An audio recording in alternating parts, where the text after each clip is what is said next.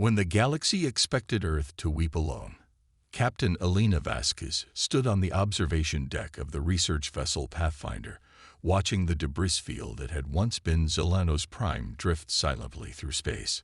6 months had passed since the cosmic disaster, and still, pieces of the beautiful blue-green world tumbled through the void like scattered tears. Elena pressed her palm against the reinforced viewing port, feeling the slight vibration of the ship's engines through the metal. "Still hard to believe it's gone," said Dr. Marcus Chen, joining her at the window. The xenobiologist had worked closely with Zelanian scientists for over a decade, studying their unique approach to environmental harmony. His usually cheerful demeanor had been subdued since the disaster. Elena nodded, watching a chunk of what might have been a city district rotate slowly past their ship. 4 billion souls, Marcus. An entire civilization wiped out by a gamma-ray burst that could have been predicted and prepared for. The Galactic Council had declared it a tragic but unavoidable cosmic event. The gamma-ray burst from a distant star system had struck Zelanos Prime without warning, stripping away the atmosphere and sterilizing the surface in a matter of hours. The Council's official statement had been filled with proper sympathy and calls for memorial services across the galaxy.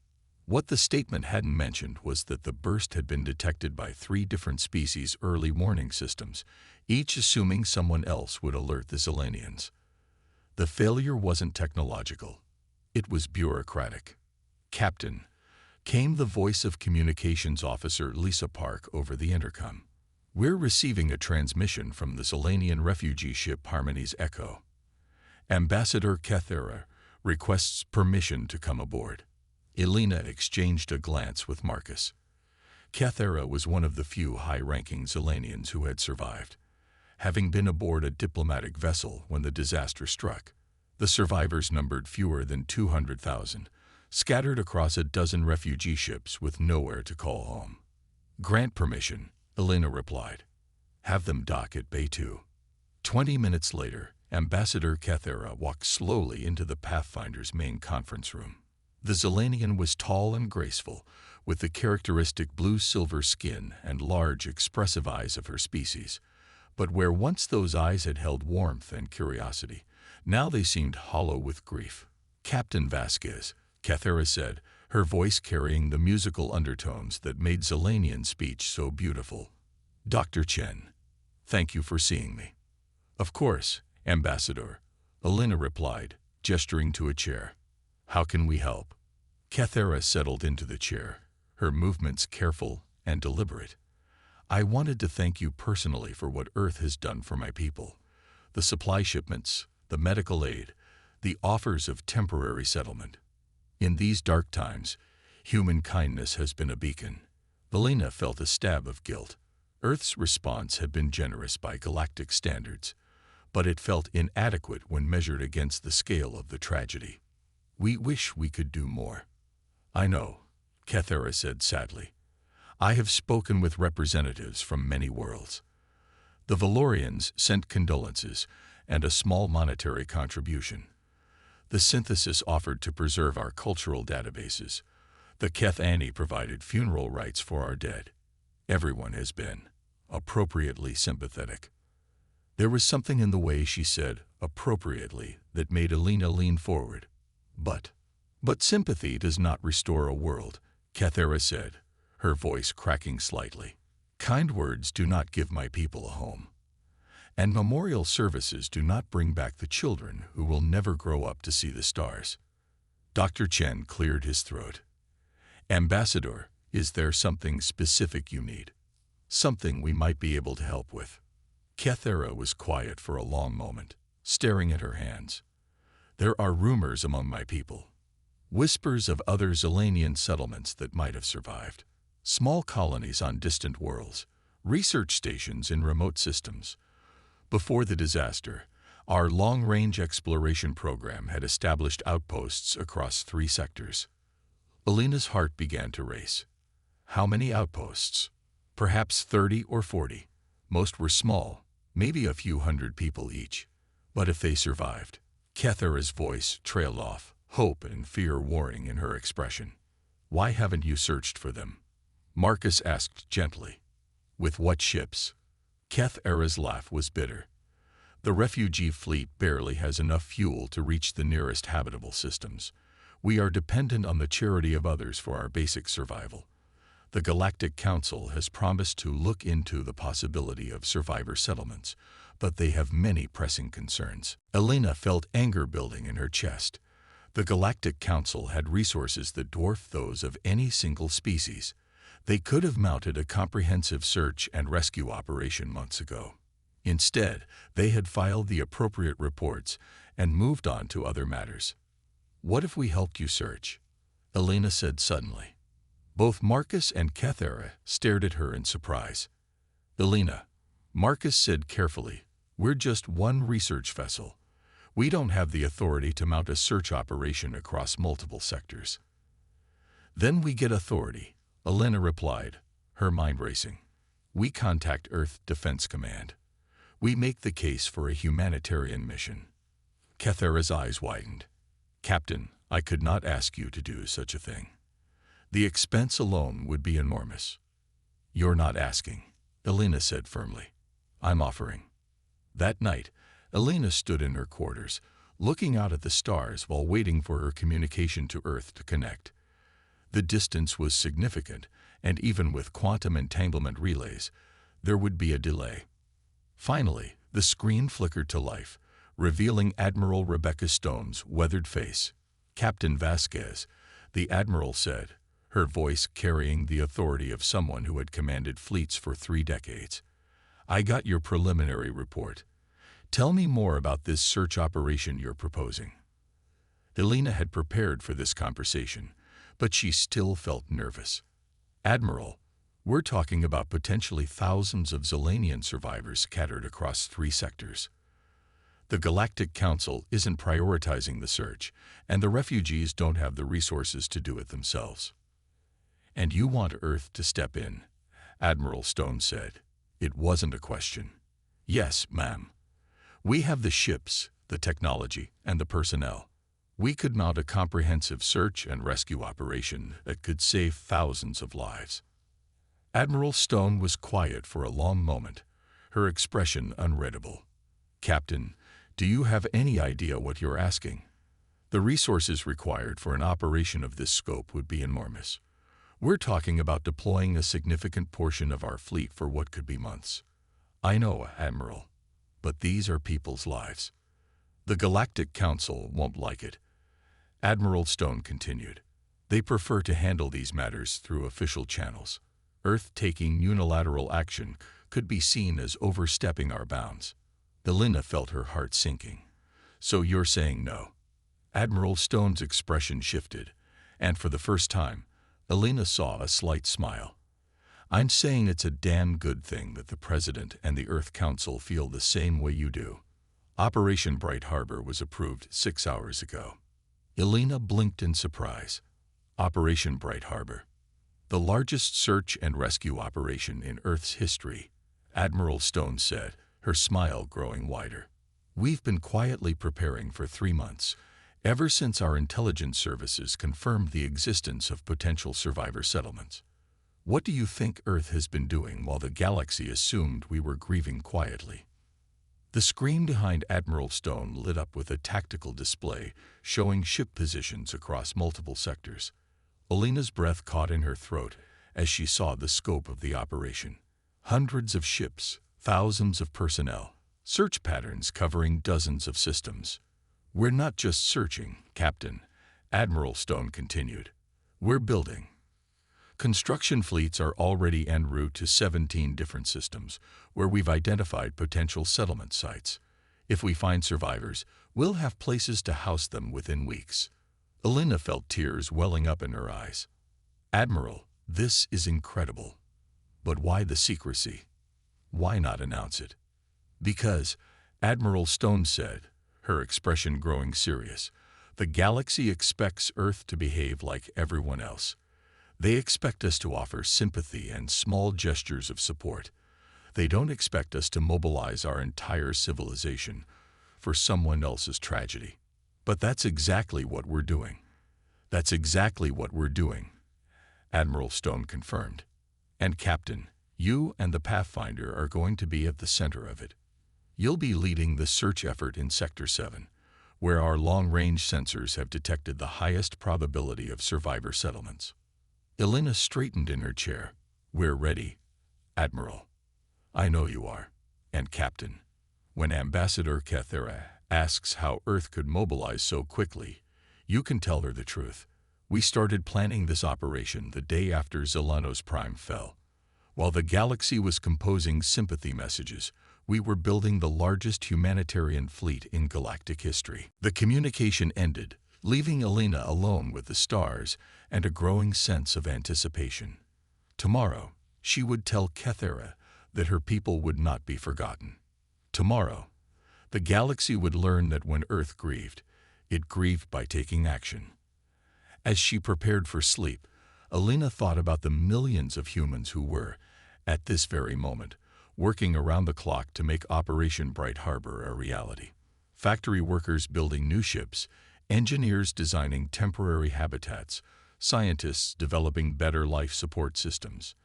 An entire civilization mobilizing not for conquest or profit, but for compassion. The galaxy had expected Earth to mourn in silence. Instead, they were about to discover what it meant when humanity refused to accept tragedy as inevitable. When human ships darkened alien suns, 3 months later, Commander Sarah Torres stood on the bridge of the battlecruiser Indomitable, watching her tactical display with growing amazement. The screen showed the positions of over 3,000 human vessels spread across 47 star systems, all working in perfect coordination despite being separated by hundreds of light years.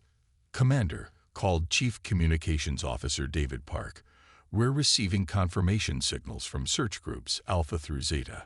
All groups report ready for Phase 2 implementation. Sarah nodded, her heart pounding with the magnitude of what they were about to accomplish. Phase 2 of Operation Bright Harbor was the largest coordinated military operation in human history, and it wasn't designed to destroy anything.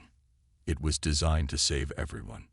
Send the authorization code to all group commanders, Sarah ordered. Operation Bright Harbor Phase 2 is now active. Across the galaxy, human ships began to move with purpose that bordered on the supernatural. They had been searching for 3 months, quietly combing through dead systems and abandoned outposts, following leads and checking every possible location where Zelanian survivors might have taken refuge. The results had exceeded even the most optimistic projections. In Sector 7, Captain Elena Vasquez and the Pathfinder had found a thriving Zelanian research colony of 8,000 people on a moon orbiting a gas giant. The colonists had been surviving on emergency supplies and sheer determination, completely cut off from the outside galaxy. In Sector 12, a human exploration vessel had discovered an entire Zelanian mining operation that had been abandoned for dead by the galactic community. 15,000 Zelanians had been living in underground complexes, slowly running out of food and hope. The discoveries kept coming. A Zelanian agricultural station with 6,000 survivors, a deep space observatory with 300, a trading post with 2,000. Small groups and large communities, all scattered across the galaxy, all forgotten by everyone except humanity. But finding them was only the beginning. Commander Torres, came the voice of Admiral Stone over the quantum relay. You are authorized to begin the demonstration. Sarah smiled grimly. The demonstration was what they had been working toward for months. It was time to show the galaxy what Earth had really been doing, while everyone assumed they were grieving quietly. All ships, this is Commander Torres, Sarah announced on the fleet-wide channel. Execute demonstration protocol. Let's show them what the sky looks like when it turns human. Across 47 star systems, human ships began to decloak. Stealth fields deactivated. Sensor jammers shut down. Suddenly, the galaxy's monitoring stations began detecting human vessels in numbers that defied belief. The first reports came from the Valorian monitoring post at Kepler Station. Their long-range sensors detected 47 human ships, materializing around the gas giant Syrian VI. The Valorians assumed it was a sensor malfunction. Then came reports from the synthesis homeworld. 63 human vessels had appeared in the outer system, their signatures blazing across every detector array. The synthesis government began emergency consultations, wondering if Earth had declared war on someone. The reports flooded in from across the galaxy. Hundreds of human ships, thousands of human ships, all appearing simultaneously in systems where no one had expected them to be. The galactic communication networks buzzed with confusion and growing alarm.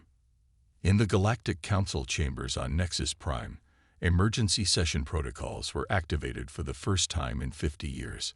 "This is unprecedented," declared Councillor Vexthar of the Valorian Republic, his four arms gesturing wildly at the holographic display showing human ship positions. "Earth has deployed what appears to be their entire fleet across multiple sectors without notification or authorization." "Perhaps," suggested Councillor Zinn of the Synthesis Collective, "they are conducting some form of military exercise." In 47 systems simultaneously. Vexthar's voice rose to a near shriek.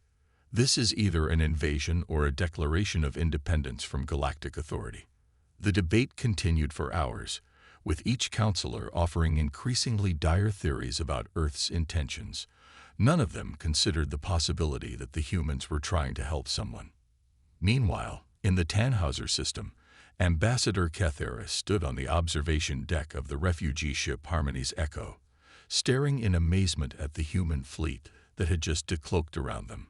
37 ships, ranging from massive construction vessels to sleek courier ships, all bearing the blue and white insignia of Earth Defense Command. "Ambassador," came the voice of Captain Elena Vasquez over the communication system. "This is Captain Vasquez of the Earth vessel Pathfinder. We have some friends of yours who would like to speak with you." The main screen in the observation deck flickered to life, revealing a face that made Kethera's knees buckle with shock and joy. It was Zeph Tai, her childhood friend and fellow diplomat, who had been presumed dead when Zelanos Prime fell. "Kethera." Zeph Tai's voice was filled with tears and laughter. "My dearest friend, we thought you were gone." "Zeph Tai," Kethera whispered, her own tears flowing freely. "Where are you? How are you alive?" "I'm aboard the human ship Resilience," Zeph Tai said, his image joined by dozens of other Zelanian faces. "They found us 3 days ago on the research station at Kepler 442. We've been living in the outer system, trying to survive on algae farms and recycled air. The humans brought us food, medicine, and hope." "How many?" Kethera asked, her voice barely a whisper. 73,000 so far," said Captain Vasquez, her voice warm with pride. "And we're not done counting." The scope of the operation gradually became clear as reports came in from across the galaxy. Human ships were not only finding Zelanian survivors, but also transporting them to safety, providing medical care, and setting up temporary shelters. The numbers were staggering. 8,000 survivors from the Helix Nebula Research Station, 15,000 from the mining colonies in the Outer Rim, 23,000 from various trading posts and outposts. The total kept climbing as more and more human ships reported successful rescues. But the most ambitious part of the operation was yet to come. "All survivors are being transported to coordinates 127.4 by 58.9 by 200.7, announced Fleet Admiral Rebecca Stone in a galaxy-wide broadcast that interrupted every communication channel. "We have something to show you." The coordinates pointed to an unremarkable star system in the Outer Rim, 3 months' travel from the ruins of Zelanos Prime. When the first refugee ships arrived, they found something that defied imagination. A planet that had been dead and barren 6 months ago now pulsed with life. Massive terraforming operations had transformed the world into a garden, with blue oceans and green continents visible from orbit. Cities were taking shape on the surface, built in the distinctive architectural style of the Zelanians, but constructed with human engineering and materials. "Welcome to New Zelanos," said Chief Engineer David Park, his voice filled with quiet pride. "Population, 0. Capacity, 20 million. Projected completion date, 6 months from now. The refugee ships entered orbit around the New World in stunned silence. Below them, hundreds of human construction vessels continued their work, building a civilization from scratch. Atmospheric processors worked around the clock to maintain the delicate balance of gases that Selenians needed to breathe. Weather control satellites managed the formation of clouds and the distribution of rainfall. Massive gardens grew food specifically adapted to Zelanian nutritional needs. "How?" whispered Kethera, her voice filled with awe. "How is this possible?" "Because," said Captain Vasquez, "Earth doesn't believe in acceptable losses. We don't believe in writing people off as casualties of cosmic misfortune. When we heard about the Zelanian tragedy, we decided that your people deserve more than sympathy. You deserved a future." The implications of what humanity had accomplished began to sink in across the galaxy. They had mobilized their entire civilization, not for conquest or profit, but for the sake of a species that had been written off as extinct. They had rebuilt a world from scratch, rescued survivors from dozens of systems, and done it all while the galactic community assumed they were mourning quietly. In the Galactic Council chambers, the emergency session had taken on a very different tone. "We have been presented with a detailed report of Earth's activities," announced Council Chairman Mordeth, his ancient voice carrying a note of what might have been respect. "Operation Bright Harbor represents the largest humanitarian effort in galactic history. 73,000 Selenian survivors have been rescued from 47 systems.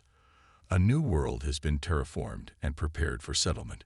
And it was all accomplished while we debated the proper wording for memorial services." The chamber fell silent as the implications sank in. "Furthermore," Mordeth continued, "Earth has formally petitioned the Council to recognize New Zelanos as a sovereign world under Zelanian governance. They ask for nothing in return except the right to continue their rescue operations until every possible survivor has been found." Councillor Vexthar, who had been so vocal about Earth's supposed aggression, now seemed to shrink in his chair. "They want nothing." "They want nothing," Mordeth confirmed. "No territorial concessions, no trade agreements, no political influence. They simply want to ensure that the Zelanian people have a chance to rebuild their civilization." The vote to recognize New Zelanos was unanimous. Ambassador Kethera stood in the newly constructed council chamber of New Zelanos, looking out at the delegates who had gathered from across the galaxy to witness the planet's formal recognition. The ceremony was simple but moving, with representatives from dozens of species offering their congratulations and support. But Kethera's attention was focused on the humans who stood quietly at the back of the chamber. They had been invited to the ceremony as guests of honor, but they seemed content to observe rather than participate. Their work was done, and they were ready to step aside and let the Zelanians build their own future. "Captain Vasquez," Kethera said, approaching Elena after the ceremony, "I wanted to thank you one more time for what you and your people have done." Elena smiled warmly. "You don't need to thank us, Ambassador. We're just glad we could help." "But I do need to ask you something," Kethera continued. "Why? Why did Earth do this? Why did humanity mobilize an entire civilization for a species that could offer nothing in return?" Elena considered the question for a moment, then looked up at the sky, where human ships were still visible as tiny points of light. "Because that's what we do. When someone needs help, we help. When someone is in danger, we act. And when the galaxy expects us to grieve quietly, we grieve by making sure no one else has to." 6 months later, New Zelanos was home to over 60,000 Zelanians, with more arriving every week as human search teams continued to find survivors in the most unlikely places. The planet had become a symbol of hope throughout the galaxy, proof that even the greatest tragedies could be overcome with enough determination and compassion. And in the depths of space, human ships continued their patient search, following every lead and checking every system. Because as long as there was even one Zelanian survivor still waiting for rescue, Operation Bright Harbor would continue. The galaxy had expected Earth to mourn in silence. Instead, they had learned what it meant when the sky turned human.